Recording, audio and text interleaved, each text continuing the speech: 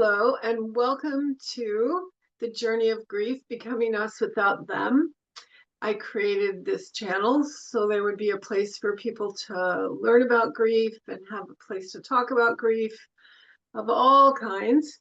And today we are fortunate to have Anne Allen with us, who is an advanced grief recovery specialist.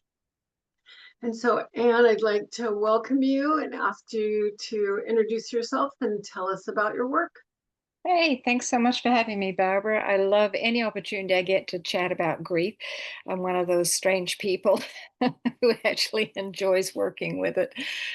Okay, so what do I do? Well, I basically help people get their life back after they've had a loss by doing some deep work with them, doing an action based program that I've been working with for over 17 years now. And I provide a non woo woo approach to it, but I also provide a woo woo approach to it if people want the energy support and Reiki or any other kind of energy healing that goes with it as well. It's their choice. That's great. So, how did you come to choose the grief? Yeah, that's always a good question.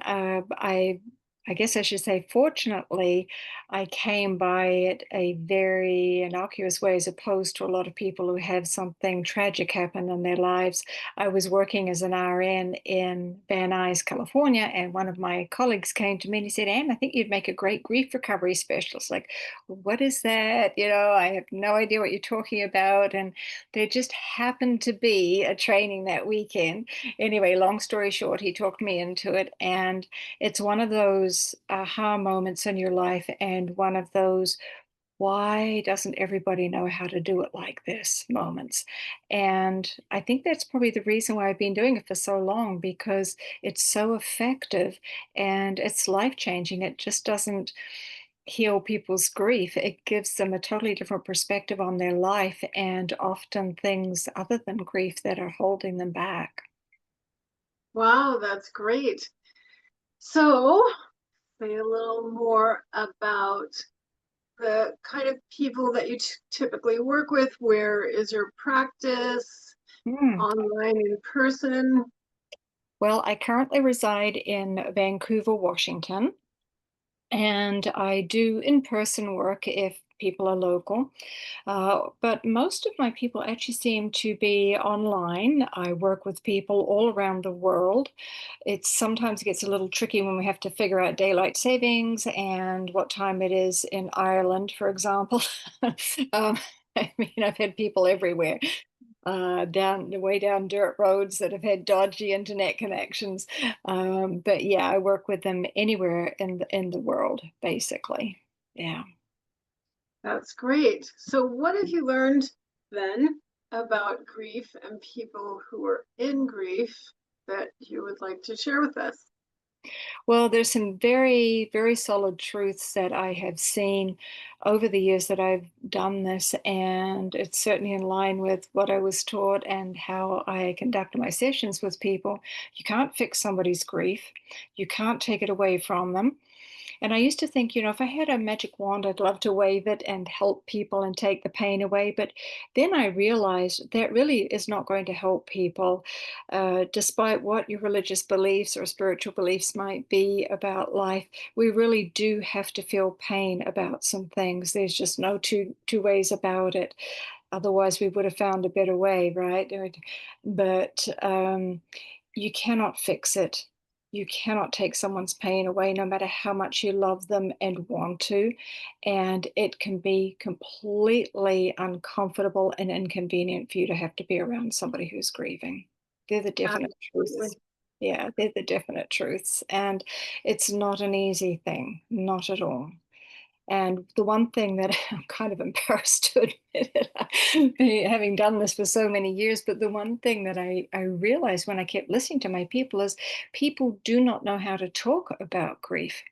we don't know how to approach it. We don't know what to say or how to set the stage for it. So I actually ended up writing a book, which you may provide the link for there. I'm not sure, but it's really something that gives people an introduction to the idea of why it's so hard to talk about grief. It has an action plan and helps people to basically set the stage so they can have the often very difficult conversations around it. Yeah, so um typically, so when someone, how does it flow for you? So someone shows up to you at the beginning, what does that look like? How do you see them develop?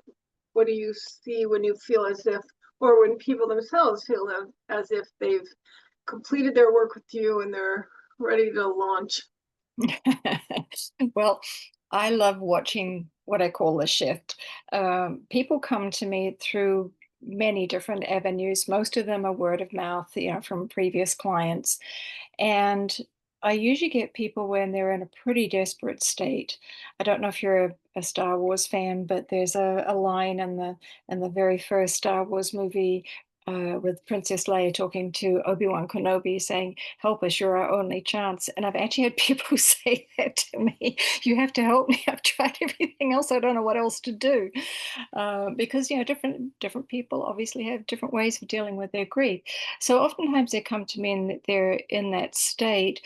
Some people come to me when they've had a recent loss. We're talking days or weeks. Some people can come to me when they've been dealing with it for decades. So depending on where they are and when they're ready to actually receive the help, because I'm sure you know as well as I do, nobody's going to accept help until they're ready to receive it, and it has to feel right to them.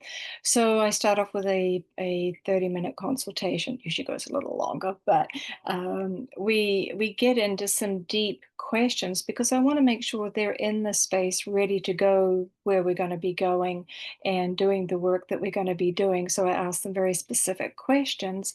And when I'm convinced that, first of all, we're a good fit, that we can work together, that I'm going to bring them value and that they're going to do the work, then we agree to sign on and to start. That's great. So then how do people generally evolve So we through? do, oh, sorry, didn't mean to jump on you there.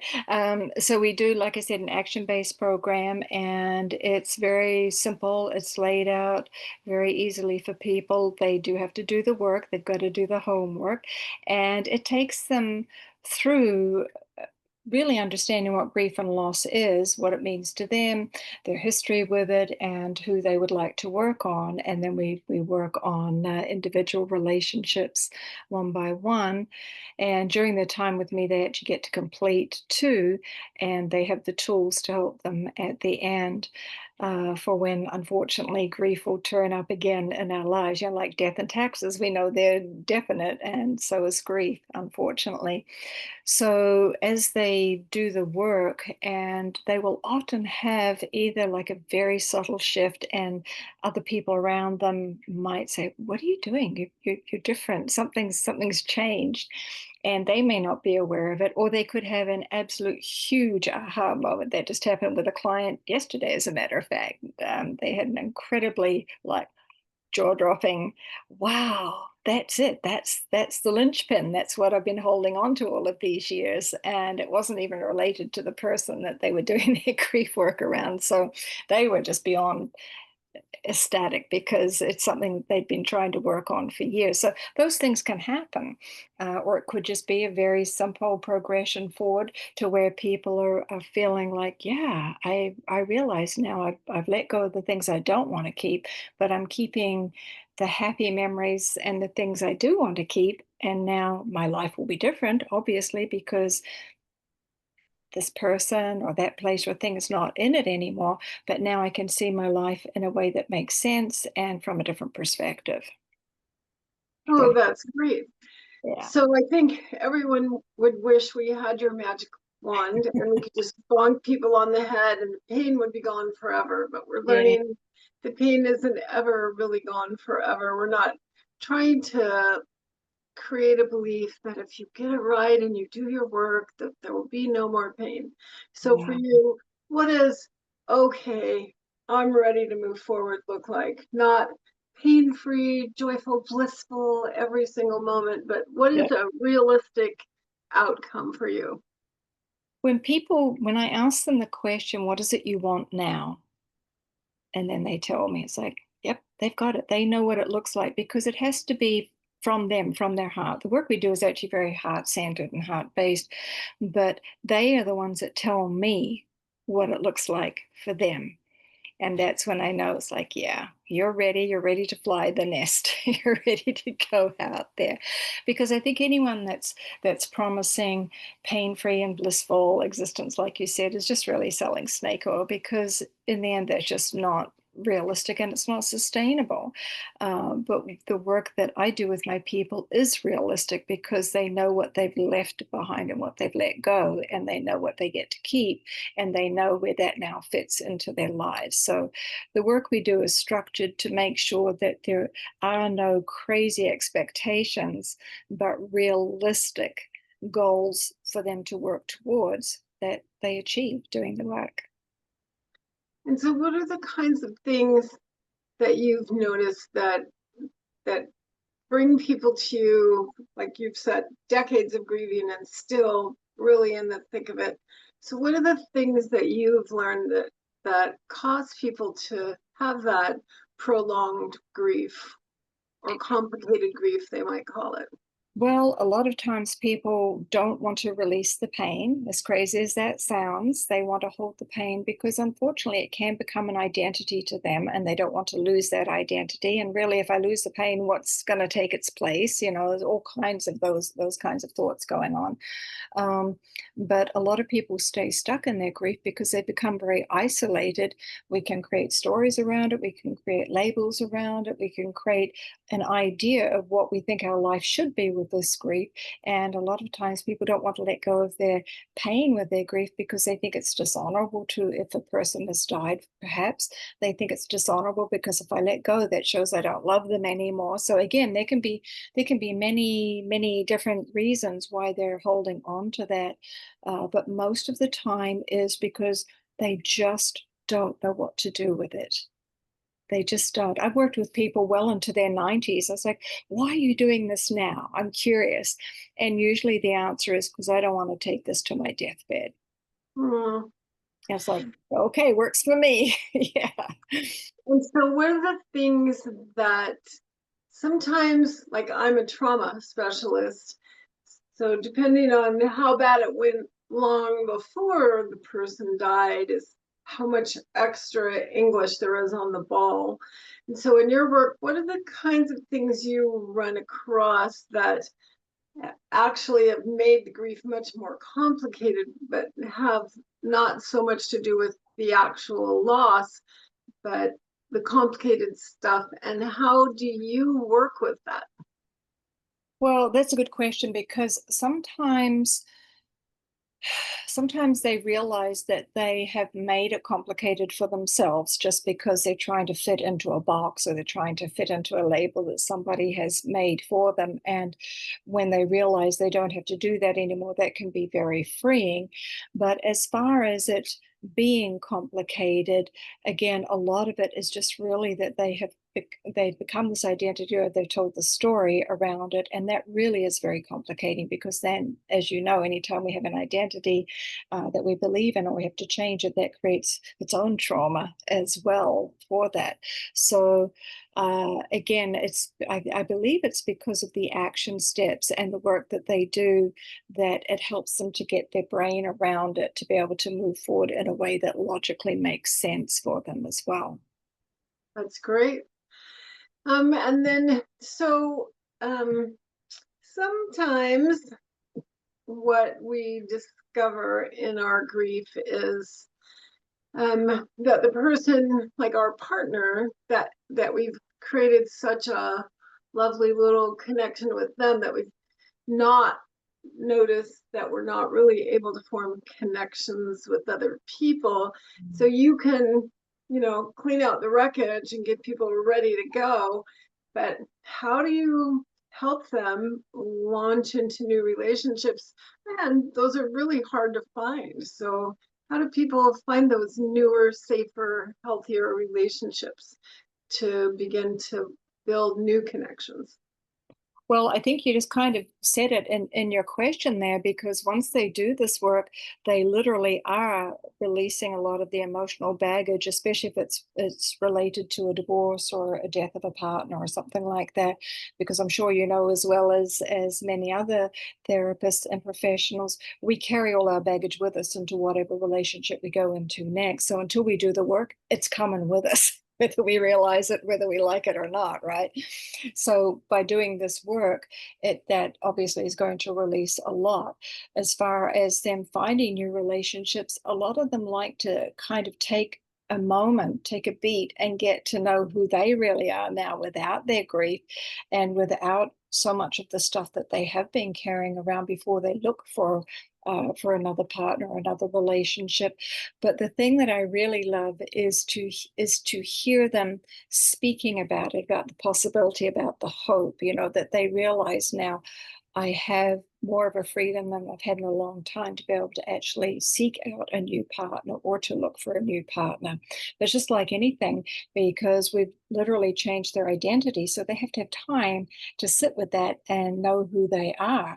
But and I'm sure you can attest to this, there's a special look in their eye when you know that they're really in touch with who they are now. And it's like, yeah, they're gonna be just fine. They're gonna be just fine. Great.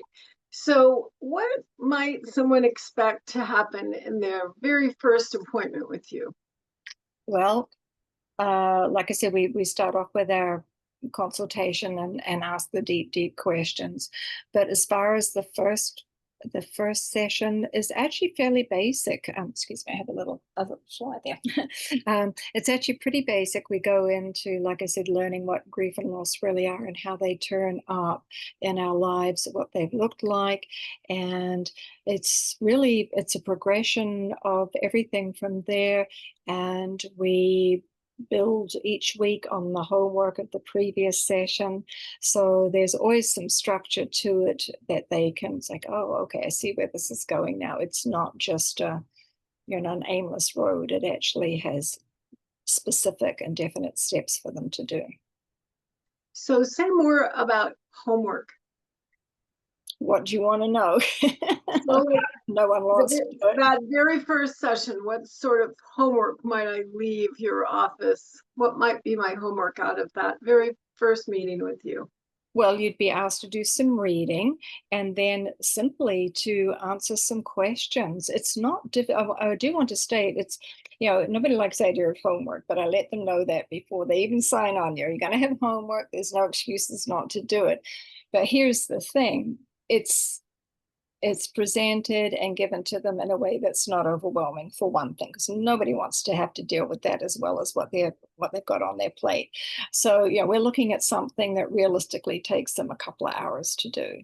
So we're not looking at them sitting down, journaling, doing stuff that they don't want to do. It's actually giving them guidance as, okay, I do this, and this, and it makes it easy, because most people, when they're grieving, especially if it's something that's new, they could be in a real fog and they can't even remember what day it is, let alone what they're supposed to be doing. So again, that's one of the reasons why I like the work I do, because it's all laid out in steps for them and there's no guessing. And so, does someone have to see you once a week, twice a month? Once a week. We do it once a week. So there's a lovely definite flow to it and it keeps it going, because I think you know as well as I do, if we stop the ball rolling, it's so much harder to get it started again. Yeah. Exactly. And about how long does it take to go through your program? They work with me for 10 weeks. Wow, that's great. And you see great results after 10 weeks. That Yeah, would I be really do. I really do. that's Yeah. lovely. And what if someone isn't ready to graduate after 10 weeks? I don't think I've ever had that happen. Wow, that's great. Seriously, no, I think I've only had, in all the years I've done this, I think I've only had three people who never finished because something else happened in their life, or for whatever reason, because they see the value of it and they really love it, and it really does give them hope. That's the thing. that gives them hope. And they gain that hope by doing the work each week. It's like, oh, this is actually leading to something. Yeah, I think I'm getting an idea of where this is going. So, yeah. Wow, that's great. 10 weeks is lovely It as a is. It's patient. realistic, it's doable, and it's something, again, I try to avoid overwhelm with people. We don't need that. We got enough overwhelm going on in our lives, So the easier we can make life for others, especially when we're doing such intense work, the better it is, right? Absolutely. Yeah. So, um, what do you think is um, everyone's grief is different, everyone who comes to you is different, and yet there's certain things about grieving people that can be universal. So, what are some of the universal things that you see about people in grief that sort of helps normalize, oh, this is I'm I'm doing this terrible experience exactly the way it goes. Exactly. Yeah. So the one thing I always ask people to take away with them is that grief is normal and natural, and there are likely to be very conflicting emotional reactions to that. But again, that is normal and natural. And I think that's something that we're just not taught, because a lot of the times the reactions to our grief can be so intense. Now, I am not normally an aggressive person, but I remember when I was dealing with one grief episode, I literally wanted to kill someone. I mean, I felt it. And it scared the bleep out of me, because that's not who I am, right? But it was so intense. Now, my point of making that story is the fact that this can happen to a lot of people. They can have super intense feeling, not that they want to murder someone, but that they can be super, super intense. And that scares us, but it not only can scare them, but the people around us. So, we have to be prepared for whatever comes up and out. And that can be very scary. But like I said, it's normal and natural. And my feeling of wanting to literally kill someone is normal and natural. Now, acting on it is not, guys. I'm not saying go out and act on it, obviously, but that's the intensity it can be.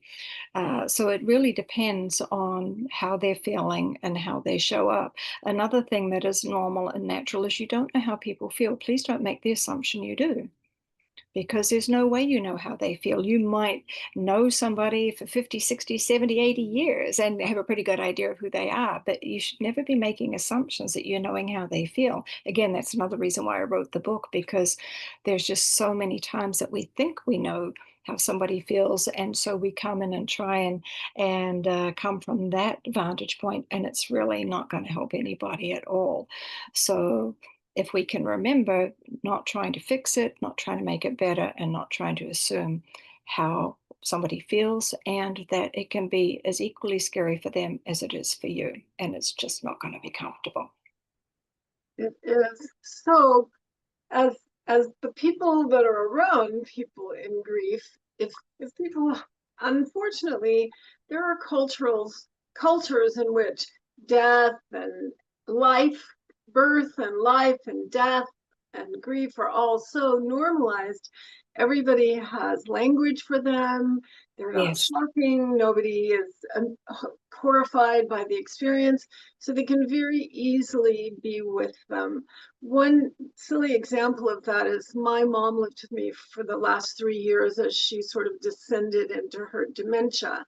And I, I noticed that people from other countries, almost every other country, were used to being around older people.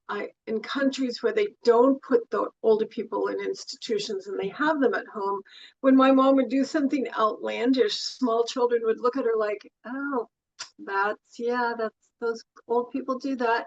But they weren't really horrified. And I noticed more American children, where we more typically put our older people off to the side somewhere, those children were just like, what is wrong with her? What is she doing? And it was pretty typical dementia behavior.